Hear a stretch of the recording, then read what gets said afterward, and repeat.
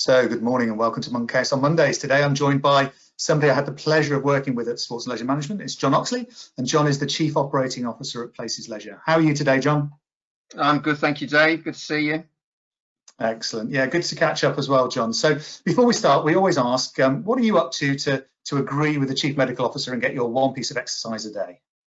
Oh, well, I'm definitely getting my one piece. It's been great working from home, actually, because it's given me more time to exercise. So I have been reasonably disciplined and give myself some time at the end of the day to either get out on my bike or to go and sweat myself silly in the garage on the watt bike. Oh, okay, yes, decent piece of kit, the watt bike. I think if I had my chance, it'd be a watt bike and a Concept 2. Yeah. I think they're just perfect. Anyway, John, Places Leisure, it's a big organisation doing some really good things. Just give us a little bit of background about what Places do and what you've been up to during lockdown. Well, we work in partnership with, I think we've got about 40 contracts. That's across sort of 35 different client local authorities. We also manage 5 standalone gyms. Well, since lockdown, I mean, it was interesting. March was, whilst we were asked to close around about on the 20th of March, the income tap was turned off, 2 or 3 weeks before then. So life in March was pretty challenging. Thankfully, we got the go ahead to close the facilities. Right. On the 20th of March. We closed that evening. We got our customer messaging out, and the guys did a fantastic job in getting that message out.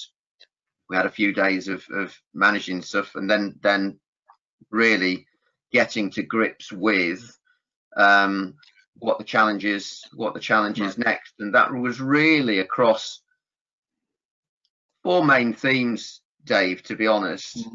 How did we deal with our employees? How did we deal with our customers? How did we engage with our clients? And then how did we manage cash? Because as soon as the facilities closed, there was no cash inflow at all into the business. So those were early on in March. Those were the 4 key themes: making sure our staff were okay, getting to grips with furlough process and all its machinations, which wasn't easy. Early on, we felt it was really important, and I thought we closed down really well and got messages out to our customers pretty effectively. We knew it was going to be important to have a strong customer engagement strategy during the closure period. We felt it was important that we continued to play a role in keeping our customers physically active, because the objective, whenever it was that we were going to reopen, we wanted to reopen with as close to the same number of customers when we reopened as we had when we closed. And so that became the objective. And obviously the client, we needed to assure our clients. The clients was sort of multi-dimensional. Firstly, assure them of the safety of their assets. It's their buildings. We needed to secure them, continue to maintain them. All of those types of things, make sure that they were safe, and actually make sure that we did it in such a way that when we were given the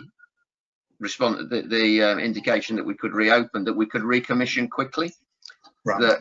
If you know what I mean. So you can mothball everything, and you'll find yourself when you come to reopen, there's a few things aren't quite right. It's going to take you longer to reopen, and so we saw that one. So largely those are the things that we've been committed to. I think that piece around being able to reopen is really useful, because I'm not sure we're going to get that much notice. I think, at least we got more notice than when we shut, but having notice to maximise that. But it's an interesting comment about having the same number of customers or more customers at the end of lockdown than before. So you've got a really good application. Has that worked well for you? Have people been downloading your app?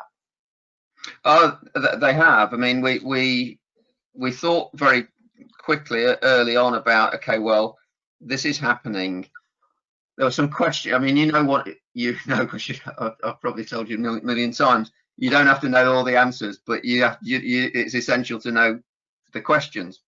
Yeah. And so we started to ask ourselves some questions about, okay, well, what was this event going to do for our customers? Were behaviours going to change? How would attitudes change? What habits would people come out of or get into? How would that be for our competitors? And all of those types of things. And I don't think anybody really knows. Lots of people talk about the new normal, which is a phrase I've come to hate. A lot of people talk about then, oh, it'd be really nice to get back to normal, and nobody really knows what that is going to look like. And we did our survey, and we've got a little bit of insight that's giving us some indications. But we felt that it was an opportunity to what we called it was our proposition pathway, and so we tried to tweak that. Invested more heavily into our online solution so that people could continue to be active, and so we've been having about 4,000 new downloads a month of the app. We've done nearly 1 million impressions on our online workouts. We've been doing maybe 12,000 full workouts a week. So so there's some good indicators there. Whether nobody knows whether that's a sustainable thing, or whether when we do open, people say, oh, thank goodness for that, I can move that, I can get back into the leisure centre. We don't really know that, but what we're going to open up with a slightly different offer, where we'll have our free our light offer, where you can download the app, you can engage with you don't have to come into the facility, it's completely free, there'll be some content on there.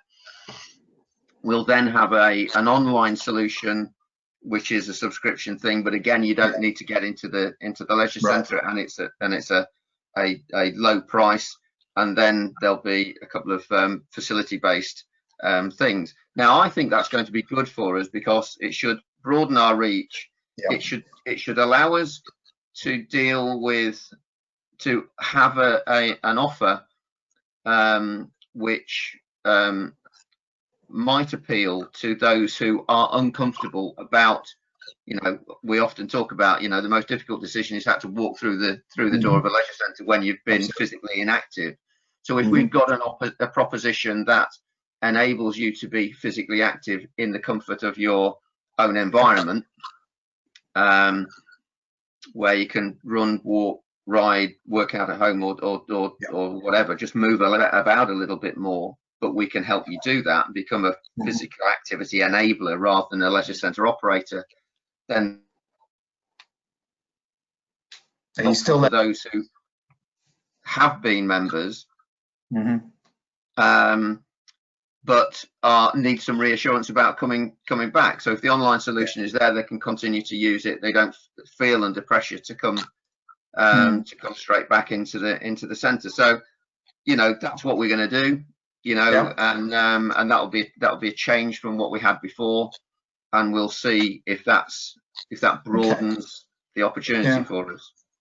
That makes a lot of sense. A lot of my neighbours have, especially the guys, have said, I've done these workouts which I would never have ever walked into a dance studio before.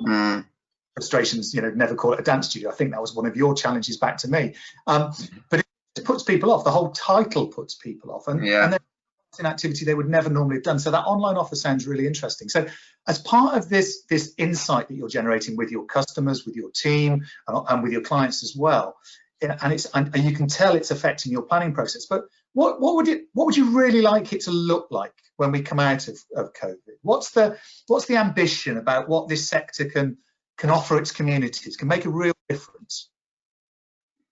I mean, that is a massive question, Dave. I think I think that we need to use this opportunity to strengthen the position of physical activity in everyone's consciousness. So moving about, being physically active, recognizing the role that physical activity has on health, becomes just a normal part of life. It's what we do. It's in the nation's psyche. That's, I mean, that would be my ambition when we come out of lockdown. Interestingly, it's always been my ambition, but maybe it's taken an event like this to force us to think differently about stuff and try and generate some sufficient leverage around. So I mean, it's been helpful, you know, the chief medical officer, you know, making the statement that they did around physical activity is really helpful to the sector. I think the point about this is getting it into people's consciousness is it's not just a sector thing. The sector has to do what it needs to do. But I think if we're really going to get to that point, then the collaboration has got to be wider than that. And I think that would be my personal aspiration, is that this event demonstrates the need to collaborate more widely. You know, things like the announcement around pop-up cycle paths and things like that. We mustn't forget, you know, that's part of us. You know, that's part of physical activity. But we haven't got control of that, but somebody else. But we need to try and join those things up so that that is seen as physical activity. But so it's that type of collaboration that just heightens this thing, as I say, this thing called, you know, is physical activity in the psyche of the nation. No, I think it's really interesting, that whole active travel concept that we should be buying into much more. I know quite a lot of leisure centres through Quest and things like that, and cycle parking and things like that is just so poor. And some of these push bikes, I'm not going to leave mine outside a leisure centre with that ability. So it's the infrastructure, isn't it, as well as the whole piece around combining our thinking and collaborating with the sector. So you've got 1 minute left, okay? And this is just a wishful thinking, given utopia. What's the one thing if we all committed to doing, do you think would make the biggest difference to coming out of COVID? To come out of COVID, I think we should come out of it with a smile and with confidence. You know, one of the things that concerns me perhaps more than anything, we've got a terrific plan in terms of reopening the facilities. We think it's important that people are going to be safe, that they're reassured, and all of those sorts of things. But if we are so petrified that we don't clean correctly, or we get this right, the person's in the wrong place, and what have you, and that is transmitted across to customers, we will have failed. So I think that we've got to be confident, welcome back our customers, welcome them back with our own reassurance, and that will transmit to them. And I think if that can be done with a smile and with positivity, then physical activity will quickly return as a habit, and people will feel comfortable and assured. That would be the fantastic. And that, John, is a really great place to stop. So thank you very much indeed for your time. Absolute pleasure talking to you, and I'm really looking forward to our first coffee together after lockdown. So John, I very much look forward to that too, Dave. Cheers, take care. Cheers, mate. Bye bye.